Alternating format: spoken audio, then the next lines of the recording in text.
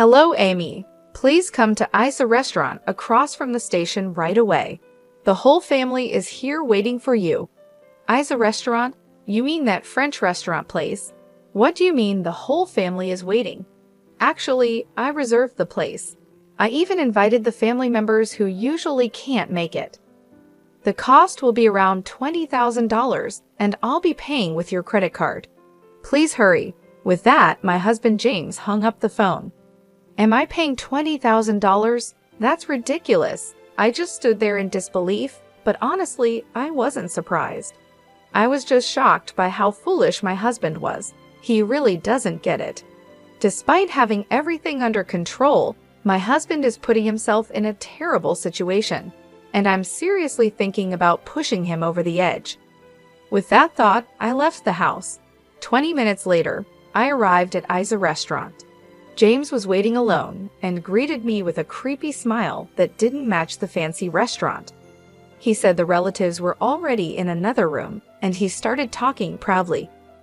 Amy, like I said earlier, I'm going to use your credit card freely. It may seem tough, but a wife's money belongs to her husband. It's only natural for a wife to support her husband, right? You don't have any complaints, do you? I was speechless. This was unbelievable foolishness. According to James, 25 relatives had gathered, and he had booked an expensive meal that cost $800 per person. Isa Restaurant is indeed a French restaurant place, known for offering high-quality meals at reasonable prices, but my husband purposely chose the most expensive $800 option. It's like he enjoys making his wife suffer, completely unaware of the mess he's getting himself into. James seemed pretty pleased with himself in this ridiculous situation, and all I could do was laugh. A wife's wallet belongs to her husband? It's natural for a wife to support her husband? Well, I stopped that a month ago. What? You stopped being a wife? You can't just quit like that. Divorce requires formal procedures, you know that, right?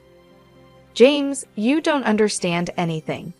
If you did, you wouldn't have reserved such an expensive place. How do you plan to pay without money? Are you planning to dine and dash? I would never do something so foolish. Let me say it again, I'm going to pay with your credit card. If you don't like it, I'll really make you stop being my wife. Right after he said that, I pulled out a document and shoved it in front of him, showing just how clueless he was. I canceled the credit card a month ago. Here's the cancellation certificate. I brought it because I knew you wouldn't believe me. The card is useless now, so I'll ask again with no money. What are you going to do? Are you planning to run away? What? I can't use your credit card? That's impossible. That cancellation certificate must be fake. After all, the credit card I took was from your purse. If it was really canceled, why would you keep it in your purse? So you're not even hiding that you took it from my purse. I left the canceled card in there because I thought you might try to steal it. You were completely tricked. Poor thing. Amy, what's with that attitude? It's not acceptable for a wife to speak to her husband like that. James thinks he's better than me, so being outsmarted by someone he sees as beneath him must be unbearable. His frustration peaked, and he started raising his voice without caring who heard him. Even though we were in a corner of the restaurant, his voice carried, and the staff began to notice. The place started to buzz with whispers. Looking around, James quickly forced a smile and tried to calm things down, acting like everything was fine, but the whispers didn't stop. James's face turned red with embarrassment, but compared to what was coming, this was nothing. Soon after, my in-laws came over to me. It seems James's loud voice had reached the relatives as well. James, what are you doing? The relatives are all shocked. You're disturbing other guests too. Look, everyone is watching. I just got a little excited. It's nothing serious, so don't worry. It seemed my in-laws hadn't caught the details of our conversation and looked confused, but they didn't say anything more. James was smiling slightly, trying to smooth things over, but he was probably relieved inside that his parents-in-law had shown up. He only shows his true self to me, especially since he works for the company his father runs. In front of him, James always pretends to be the perfect husband. I also looked shocked, just like my in-laws, but James gave me a stern look and silently warned me, "Don't say anything unnecessary. I won't forgive you if you do." I could feel the pressure from him. He has always tried to scare me and control me with force. I used to be afraid and would do what he wanted, but this time I couldn't take it anymore. James inviting the relatives turned out to be the perfect chance to show everyone his true colors. I started talking to my in-laws about who was going to pay the bill. James planned to use my credit card, I explained. He took the card from my purse and reserved this restaurant without asking me. My in-laws were shocked. That credit card was actually canceled a month ago, but James doesn't know that and was planning to use it anyway. He doesn't have any money, so how does he plan to pay? Wait a minute, Amy, they said, confused. Are you saying James took your card and planned to pay for today's meal with it? James said he would cover the cost, which is about $20,000. But if what you're saying is true, was he really planning to make you pay $20,000? That's hard to believe. Could this be a misunderstanding? My in-laws were clearly upset, which is the usual reaction. Even though it sounds unbelievable, it's the truth. Trying to hide what was really happening, James started talking in a cheerful tone with a forced smile. Amy is mistaken. I plan to treat everyone at my own expense. I'll settle the bill, so don't worry. With those words, James walked over to the cashier to pay, throwing a creepy smile my way. It was obvious he didn't believe that I had really canceled the credit card, even after I showed him the cancellation certificate. After a while, James returned with a smile, and my in-laws seemed relieved that the payment had been taken care of. But I could sense James's tension. He must have been panicking inside, realizing that things were going wrong because the credit card didn't work. That was no surprise, since I had definitely canceled it. The only option left for him was to pay the $20,000 himself, but he couldn't do that. I also knew what he was hiding in that moment. I gave him a cold stare and said, "Tell the truth before things get worse." My words made him nervous, and his face changed. After thinking for a moment, he finally admitted the truth. "Sorry, Dad, Mom, I really couldn't make the payment. Amy's credit card was actually canceled." "Is that true? Were you planning to use Amy's card to pay?" his parents asked. "It's a misunderstanding," he tried to explain. "It's true I intended to pay today's expenses with Amy's credit card, and I had discussed this with her. I was just shocked to find out the card was already canceled. I apologize, but I'll have to ask for help to cover this myself. I promise I'll repay you." He was mixing lies with the truth, trying to find a way out of the situation with surprising boldness. Then he leaned over and whispered to me, "Why did you cancel the credit card? Are you trying to embarrass me?" "Why? It's simple. I didn't want you to use it without my permission," I replied firmly. "The real issue isn't the embarrassment. It's the fact that you were using the card without my consent." He looked at me, surprised by my bold response, and quickly said, "Be quiet. Don't talk about this here. Keeping a canceled card in your purse just causes confusion." But it seemed my in-laws had overheard our conversation, and they turned to James with a stern look. "James, what are you doing? You tried to use Amy's card. Taking it from her purse without permission is unacceptable." "Oh, well, there were reasons," James stammered, struggling to find the right words when his father pressed him. Sensing the opportunity, I decided to explain everything in detail, wanting to reveal his true nature to his parents. For the past year, James has barely been home. At first, I thought it was because he was busy with work since your company is quite large, father-in-law. But then, James started going out even on holidays and missing important dates like my birthday and our anniversary. On top of that, he began paying more attention to his appearance and started using my credit card without my permission. My in-laws exchanged worried looks, clearly sensing something was very wrong. I asked James if we could spend more time together as a couple and if he could stop using the credit card without asking me first. but he argued that it's natural for a wife to support her husband and didn't listen. Worse, he even threatened me with divorce and showed me a divorce form he had already signed. Divorce? My father-in-law exclaimed in surprise. Have you been making Amy suffer this much? My mother-in-law asked, raising her voice. My father-in-law stared sternly at his son, realizing that his belief in James being an ideal husband was shattered. There was still hope that James would admit his mistakes, but instead, he tried to defend himself. No, that's not it. What Amy is saying isn't true. I need to look after my appearance because I'm preparing to take over as president. The meetings I attend on weekends are networking events and seminars, all part of my job. What's wrong with using joint funds for work-related expenses? If I stop earning, my wife would suffer too, James said, trying desperately to justify his actions. My in-laws stayed quiet, perhaps finding some logic in James' explanation and hesitating to criticize him. However, I knew the truth and his excuses didn't matter. Oh, really? Can you still say it's part of your job after seeing this? I said, deciding to show more evidence to my in-laws. From my handbag, I pulled out a document that listed dates, store names, and amounts spent. What is this? They asked. This is a credit card statement. As you can see, it shows purchases of luxury items for women. Why would you buy things like that? I asked, holding up the document. James quickly tried to grab it from me, but I moved his hand away and looked at him, demanding answers. Why did you buy luxury items for women with my credit card?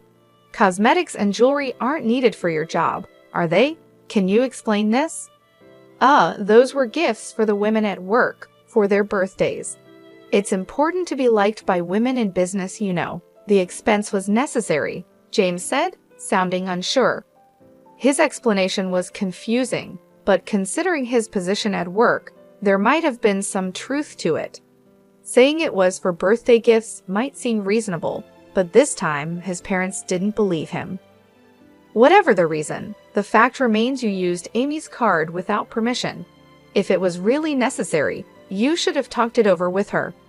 Buying luxury brands just because female colleagues asked for them doesn't seem believable.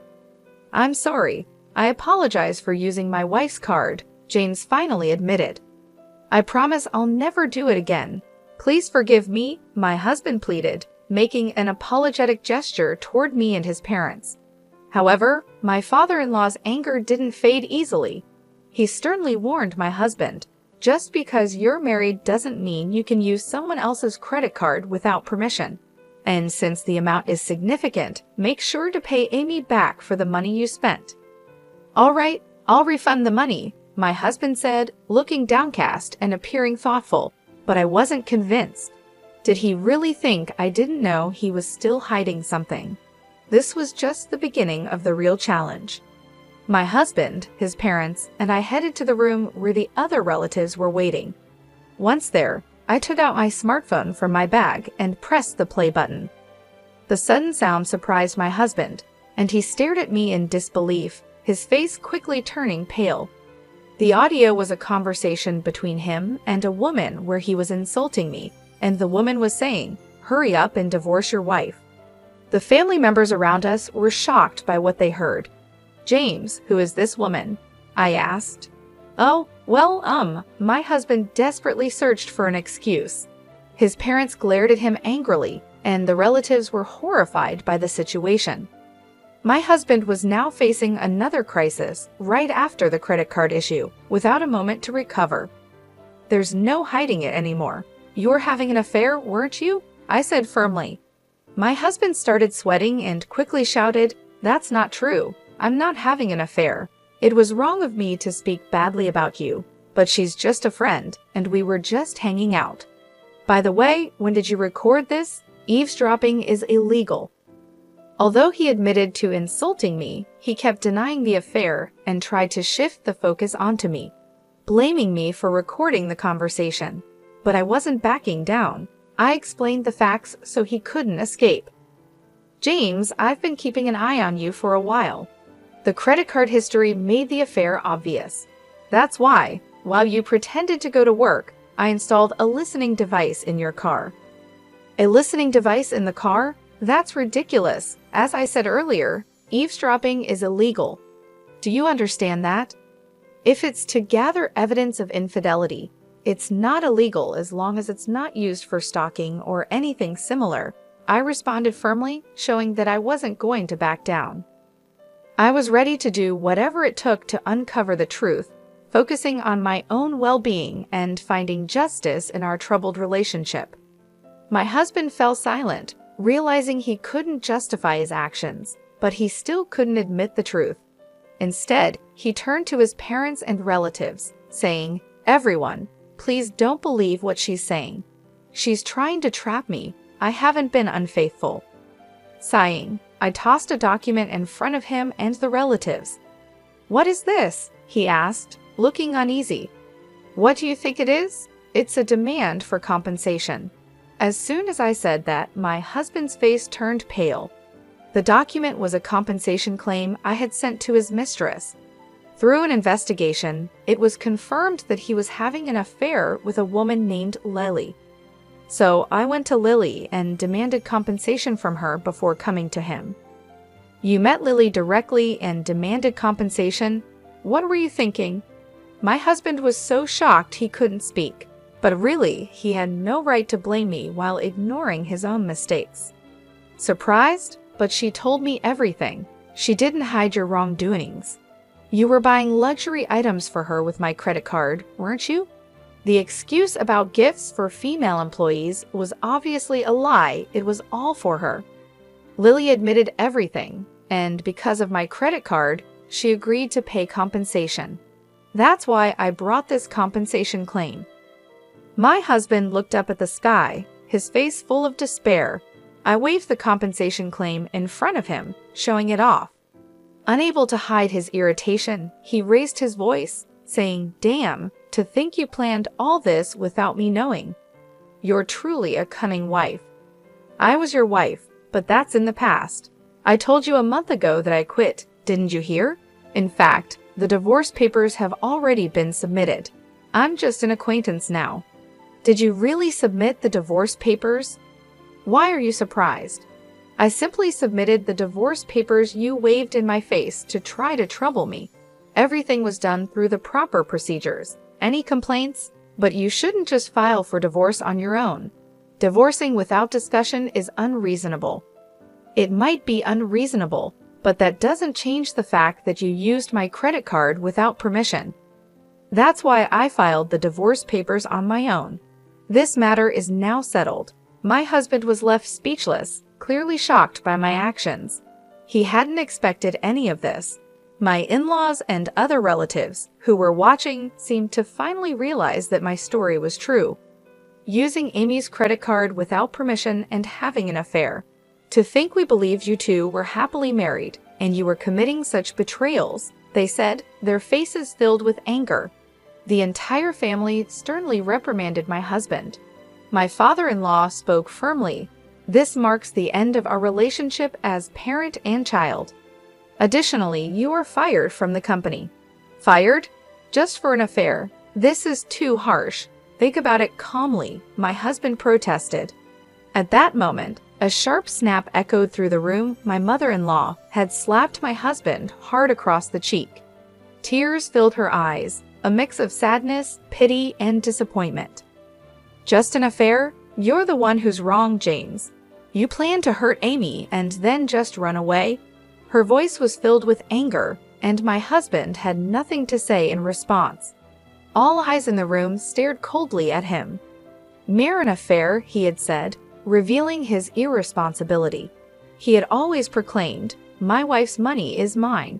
A wife should devote herself to her husband. Such selfish attitudes were unforgivable. For a moment, he remained silent, but then, with stubborn defiance, he slowly raised his head and declared, "It doesn't matter if I'm divorced or fired. I'm going to be with Lily." "What did you say?" Everyone was shocked as my husband openly revealed his plans to marry another woman right after our divorce. He then confidently declared, "I am skilled enough to work at any company without a problem." My father's company is worthless. As long as I have Lily, that's all I need. I truly love her. Marrying her is all that matters to me." My in-laws were stunned by his words. Even after being pushed into a divorce, cut off by his family, and losing his job, my husband still remained defiant. But his arrogance was about to hit a wall. "You might not know this, but Lily has been seeing several other men as well," I revealed. "That's a lie. Lily loves only me. You're just jealous and making this up," he shouted back, refusing to believe it. "But it's the truth. She has relationships with multiple men, and you weren't the most important to her." "Not the most important." "Yes, you weren't that significant to her. In fact, she paid the compensation to me quickly to avoid any problems." "I can't believe it. I didn't think Lily was that kind of woman.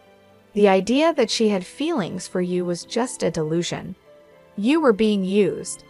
By the way, the compensation she paid me was actually funded by another man she was seeing." "That's a lie. There's no way Lily would deceive me. We are going to get married. Nothing you do can stop us." My husband still couldn't accept the truth, so I calmly confronted him with the reality. "It's time for you to understand that you've been abandoned. Haven't you noticed that you haven't been able to reach Lily lately? Your calls and messages aren't going through, right?" Now that I mentioned it, my husband hesitated. He started to realize what was happening. "In short, you are no longer needed. You've been blocked." "I am no longer needed." "Yes, exactly. Do you understand now? There's nothing left for you. This is what happens when you deceive others." After hearing this, he collapsed to his knees and bowed his head. "Please, Amy, I'm truly sorry. Please forgive me," he pleaded. It seemed he finally realized his situation. "Please reconsider the divorce. Please reverse the firing," he begged, bowing repeatedly to me and his parents. But everyone had already moved away from him. "It's too late for apologies now. I will demand a fair division of our property and the money you wasted using my credit card. A person like you is just a nuisance to any organization. If you think you can work somewhere else, go ahead and try. It will be worthless. Please don't leave me like this. I'm reflecting on my actions. Can I have just one more chance?" he continued, his voice filled with tears. He appealed to his father, but my former father-in-law, having given up on his son, ignored him and hurried out of the restaurant. His wife followed, and the relatives also began to leave, showing no further interest in my husband. "Well, I'll settle the payment then," I said. "What? You're paying the $20,000? he asked in disbelief. "Of course, I'll bill it later," I replied with a sweet smile. He muttered something as he collapsed onto his knees. Today, because of my retaliation, became the most painful day for him. However, this story is not yet over. His ordeal will continue. After the incident, I returned to my parents' house, but for the past few days, I've been receiving numerous missed calls, all of them from my ex-husband, James. The phone is still ringing nonstop, and I know exactly why. I have been ignoring his calls on purpose, but this time, I decided to answer to deliver the final blow. "Amy, you finally answered. Please help me. I'm really in trouble," James pleaded. "It sounds like a tough situation. What happened? Are you trying to escape debt collectors?" I asked calmly. "What? How did you know that? Did someone tell you?" he replied, shocked. "No, I found out on my own." "James, you've racked up a lot of debt, haven't you? Not only were you giving money to your mistress, but I also heard you've been paying your coworkers to do your job. Despite their refusals, you forced them by using your position as the boss's son. You used underhanded tactics to keep up appearances at the company, enjoying affairs in your free time, and took on debt just to live how you wanted. Such foolish actions." On the day the family gathered at the fancy restaurant, when it was discovered that the credit card had been canceled, James had no choice but to pay the $20,000 himself. But I knew he couldn't do it. I had already found out about his significant debt. "James, this is all the result of your own actions. But you're capable, aren't you?" Leaving your father's company shouldn't be a problem, right? Well, the truth is, I haven't found another job yet. All my interviews have been unsuccessful, and I'm being chased by debt collectors. It's wearing me down mentally, he confessed. That's exactly what I expected from someone who pushed their work onto others to make themselves look good. Even if you find another job, it won't last. Don't you get that? My words hit him hard, and he couldn't respond. Unless he reflects on his actions and changes his ways, he'll keep making the same mistakes over and over. If things continue like this, he'll only face more misery, even without my intervention. Amy, I truly regret everything. I should have valued you more and worked sincerely at my father's company. But I neglected all that. I'm genuinely sorry. Won't you consider starting over with me? He begged. I must say, it's impossible to try again. I believe people can change, but some actions are unforgivable. You didn't just deceive me. You deceived many others who trusted you. You need to pay the price for that. And of course, you will fully repay the property division and the money you misused. Escaping is not an option. After hearing the silence on the other end, I calmly ended the call. 10 days later, I heard more about James's recent situation from my former in-laws. As expected, he hadn't found a stable job and ended up asking his family for support. I need help because we're family. Is it okay for your son to end up like this? He pleaded desperately.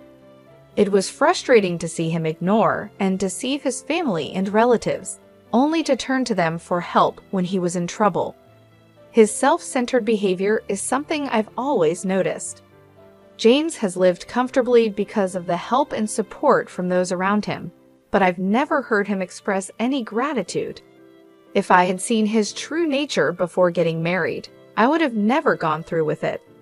I deeply regret enduring everything alone, without asking anyone for advice.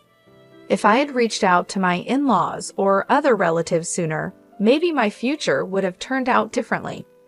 From now on, I'll be more honest with myself, aiming to become stronger and more determined. It's time to say goodbye to the weaker version of myself and step forward with a firm resolve into a new beginning.